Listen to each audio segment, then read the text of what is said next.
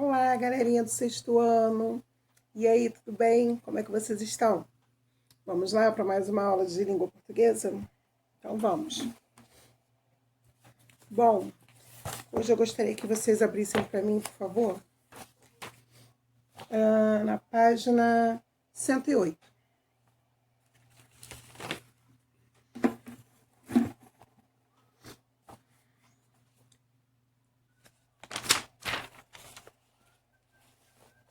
Na 107 aqui, ainda tem um pedacinho aqui antes da 108, tá?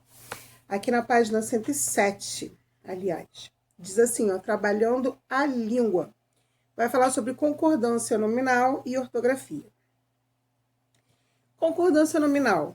Uma das formas de nossa comunicação é a linguagem verbal, escrita e oral, que nos permite compreender o mundo, tá? A linguagem escrita é o que a gente escreve, a linguagem oral é o que a gente fala. O som que a gente produz é a linguagem oral, que nos permite compreender o mundo, o que falamos ou escrevemos. Precisa estar organizado de forma lógica, coerente e precisa. Ao estudar a língua portuguesa, aprendemos que ela tem muitas normas a serem seguidas, as quais não ficam apenas na gramática normativa e não são empregadas somente nas aulas de língua portuguesa. Observe algumas frases típicas de situações cotidianas que infringem as regras de concordância segundo a norma padrão. São 12:30. Saíram a turma gritando. Vamos ver onde tem um erro de concordância aí. Você já deve ter presenciado muitas pessoas falando ou escrevendo desse modo. Mas, se estiver fazendo uso da norma padrão, essas frases deveriam ser construídas da seguinte forma. É 12:30. Por quê?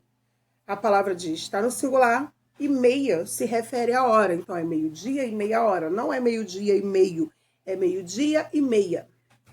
Saiu a turma gritando. Porque saiu está concordando com turma que está no singular. Se fossem turmas, saíram as turmas, mas como está no singular, saiu a turma gritando.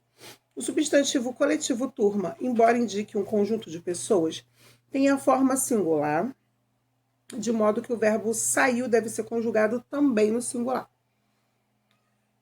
É fundamental sabermos empregar as regras da língua adequadamente.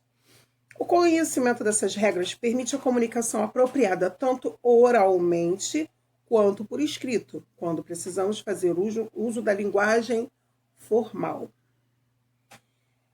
Concordar é harmonizar, é estabelecer pontos comuns entre as palavras em gênero, masculino e feminino, em número, singular, plural, e para o nome, substantivo, e em pessoa e número para verbo.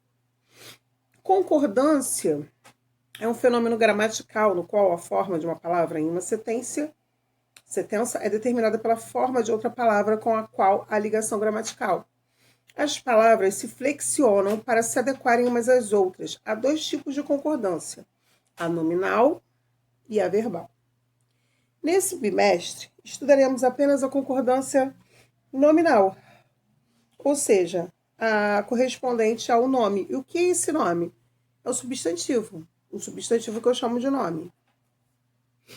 No terceiro bimestre, quando estudarmos a classe gramatical verbo, falaremos sobre concordância verbal. Desse modo, pensando apenas no nome, que é o substantivo, concluímos. Na concordância nominal, o adjetivo, o artigo, o numeral alteram sua terminação em gênero e em número para estabelecerem concordância com o substantivo a que se refere. Nas frases, as palavras não estão isoladas, pelo contrário, relacionam-se umas com as outras. Observe. Aí, vamos aqui para o exemplo agora. Nós temos aí, ó, no livro, as notícias do bicho misterioso chegavam com todos os detalhes. As, artigo feminino plural. Notícias, substantivo feminino no plural. Bicho, substantivo masculino singular. Misterioso, adjetivo masculino singular. Os, artigo masculino plural. Detalhe, substantivo masculino plural. Como você deve ter observado, as palavras alteram sua forma para concordarem umas com as outras nas frases. Os determinantes do substantivo concordam em gênero e número com o substantivo a que se refere. A classe gramatical dos numerais também funciona como determinante do substantivo. Alguns numerais se flexionam concordando com os substantivos a que se referem. Veja a seguir como os numerais variam em gênero e número. Os numerais 1 e 2, além daqueles que indicam centenas a partir de 200, apresentam forma feminina. Os demais cardinais são invariáveis, eles não variam.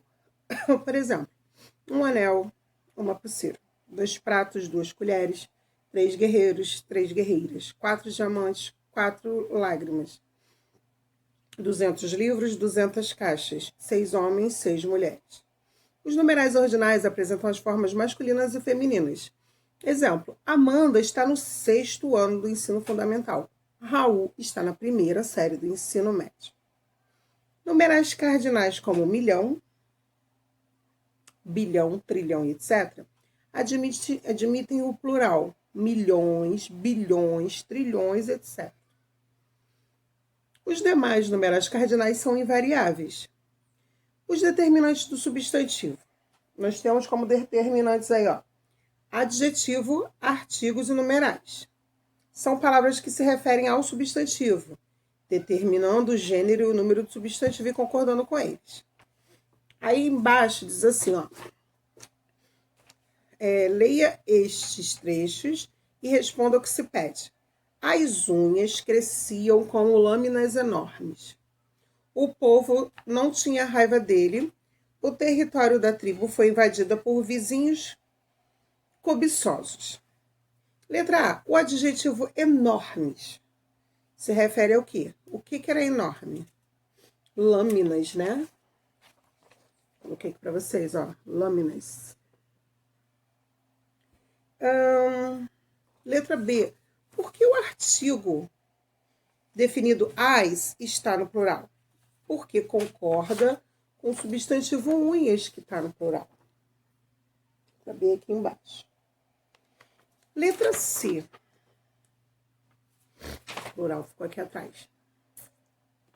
Letra C. Se o substantivo povo indica um conjunto de pessoas, por que o artigo está no singular? Porque o substantivo coletivo povo, embora indique um conjunto de pessoas, tem a forma singular, de modo que o artigo deve ficar no singular, concordando com ele. Começa aqui e termina aqui, ficar no singular, concordando com ele. A parte de cima aqui,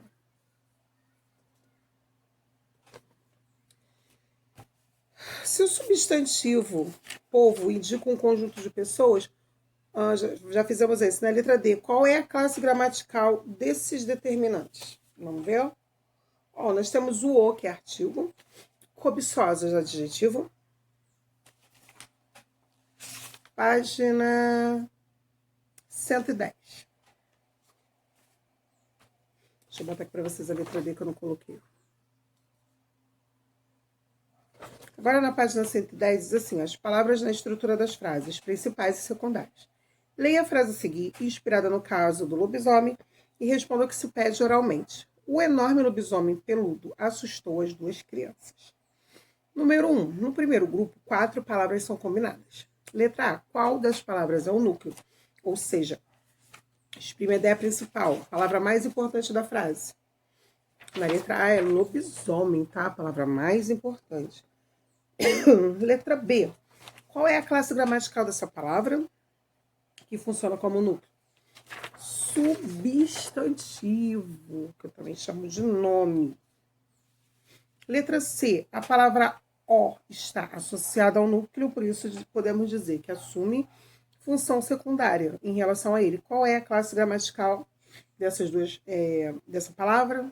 Letra C, o é um artigo. A letra B.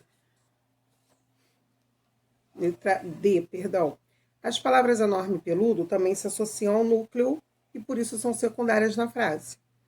Qual é a classe gramatical dessas duas palavrinhas? Letra D. São adjetivos.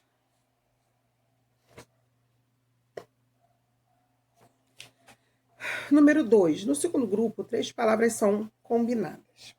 Letra A. Qual delas ocupa a posição de núcleo, que é a palavra mais significativa do grupo, e qual é a sua classe gramatical?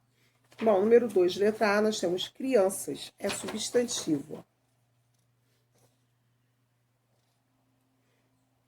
Letra B, qual é a classe gramatical das duas palavras secundárias? Nós temos o as, que é o artigo, e duas, que é o numeral.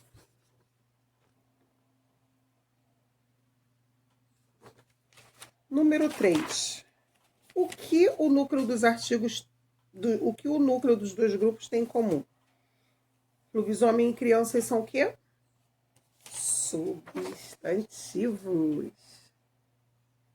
Então é isso, galera. Só para poder relembrar, hoje nós começamos a estudar concordância, né? Concordância nominal, quando o verbo precisa concordar com o nome, ou seja, o verbo precisa estar em concordância com o substantivo. Então é isso, vou parando por aqui e até a nossa segunda aula, nossa próxima aula, na verdade, né? Beijo para vocês, fiquem com Deus.